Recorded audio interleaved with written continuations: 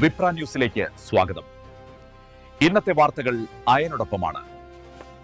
ഹെക്സത്തിന്റെ signal ഉപയോഗം US സേനയ്ക്ക് ഭീഷണിയായി. പെന്റഗൺ നിരീക്ഷണ വിഭാഗം.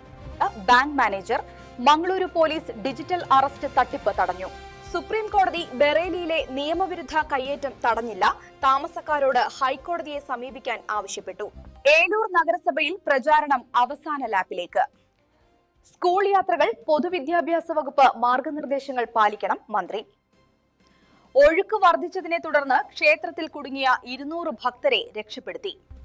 ചെന്നൈയിൽ വെള്ളിയാഴ്ച ദിത്വ ചുഴലിക്കാറ്റിന്റെ അവശിഷ്ടങ്ങൾ മങ്ങുന്നതിനാൽ നേരിയതോ മിതമായതോ ആയ മഴ ലഭിച്ചേക്കാം. കർണാടക സാംസ്കാരിക പൈതൃകം സംരക്ഷിക്കുന്നതിനായി ഡിജിറ്റൽ ഹെറിറ്റേജ് പോർട്ടൽ വികസിപ്പിക്കും. ക്രിസ്മസ് പുതുവർഷ ആഘോഷ സ്പെഷ്യൽ ട്രെയിനുകൾ പ്രഖ്യാപിച്ചു. കാർത്തി നായകനായ വാദ്യാർ സിനിമയുടെ റിലീസ് മദ്രാസ് ഹൈക്കോടതി സ്റ്റേ ചെയ്തു. കൂടുതൽ വാർത്താ അപ്ഡേറ്റുകൾക്കായി വിപ്ര ന്യൂസ് സബ്സ്ക്രൈബ് ചെയ്യുക.